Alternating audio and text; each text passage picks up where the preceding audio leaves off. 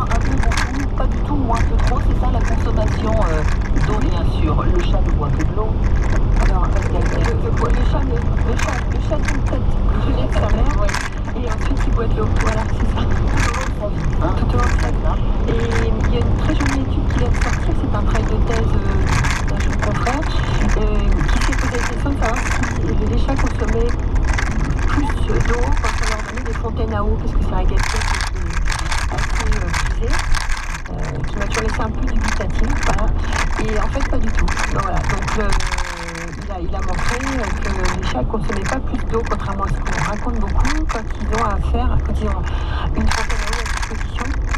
Et on en revient donc aux préconisations habituelles.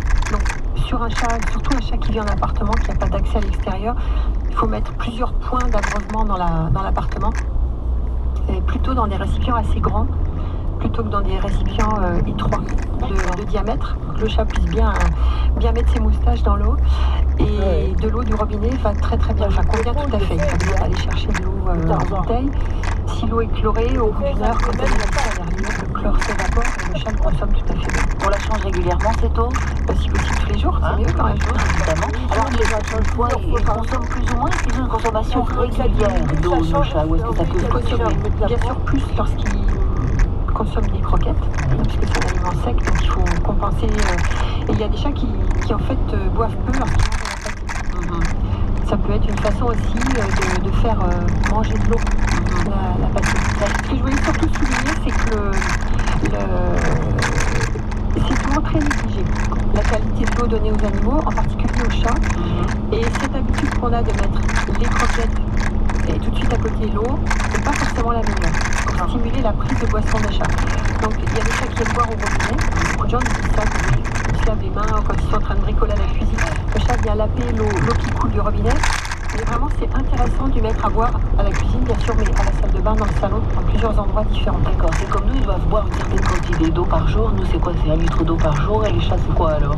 Les chats, ça dépend un peu du poids de la bête. En gros, un chat, ça boit 1/4 de litre par jour. Ça peut boire jusqu'à 1/4 de litre par jour. Et ça doit nous inquiéter s'il arrête de boire de l'eau ou s'il en boit trop? Est-ce que ça peut être un symptôme de quelque chose? C'est très difficile de savoir, parce que les chats sont discrets. Et puis, c'est des petits animaux, donc c'est pas facile de voir la quantité de l'eau.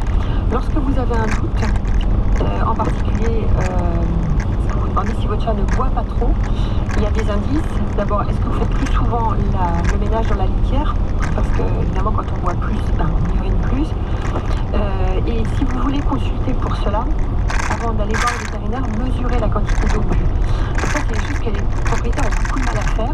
Donc, c'est vraiment très, très cucu à faire. Toutes les 24 heures, on met 1 litre d'eau au chat. Et avant de remettre 1 litre d'eau, on vérifie avec un verre de cuisine combien il manque. C'est ça.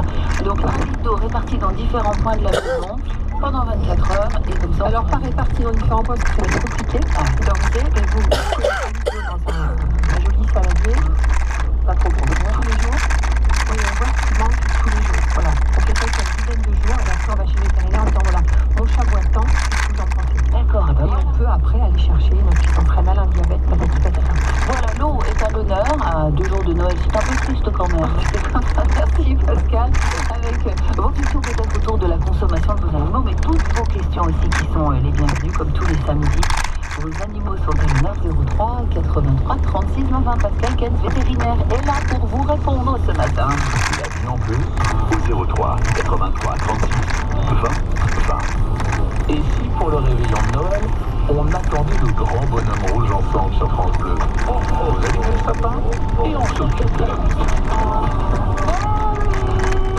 Ce lundi 24 décembre, dès 22h, France Bleu vous prépare une soirée de Noël tout en musique avec des étoiles dans les oreilles. Une parenthèse pétillante à partager sur votre smartphone ou sur votre France Bleu. France Bleu, on est bien ensemble. France Bleu Lorraine, la vie en bleu. Avec vos appels au 03 83 36 20, Pascal Kenz, vétérinaire, vous répond. Nous allons retrouver Véronique dans un instant, qui a adopté une petite chienne qui a 8 semaines et qui se pose quelques questions. On peut en profiter pour rappeler quelques règles d'adoption en ces périodes de fin d'année. Pascal Kenz, on n'impose pas un animal à quelqu'un, surtout pas. Donc quelqu'un désire ardemment un chien depuis des années, bien sûr, mais débarquer chez quelqu'un avec un animal dans un panier, c'est pas terrible ni pour la personne, ni pour l'animal. Véronique est là, bonjour à Thionville-sur-Marne, bienvenue à vous en direct sur France Bleu Lorraine, Véronique. Oui, bonjour à vous. Merci de me recevoir sur l'antenne encore une fois. Donc voilà, je vous appelle parce que mercredi, on est allé chercher notre petite chienne de Golden Retriever qui a 8 semaines. Et donc mercredi soir, alors tout s'est bien passé, elle n'est pas du tout stressée, elle est très joueuse dehors. Mais donc mercredi soir, elle a bien mangé. Et puis jeudi matin un peu moins. Et depuis jeudi soir, elle mange quasiment pas. Hier sur la journée, elle a mangé à peine le tiers de sa dose. Donc comme c'est encore un bébé, voilà, ça. Je sais pas comment faire pour la faire manger. Alors, il y a 2 choses. Soit elle est malade. Elle est vétérinaire, Voilà, elle a qui sa répond. ballon rouge à la fois.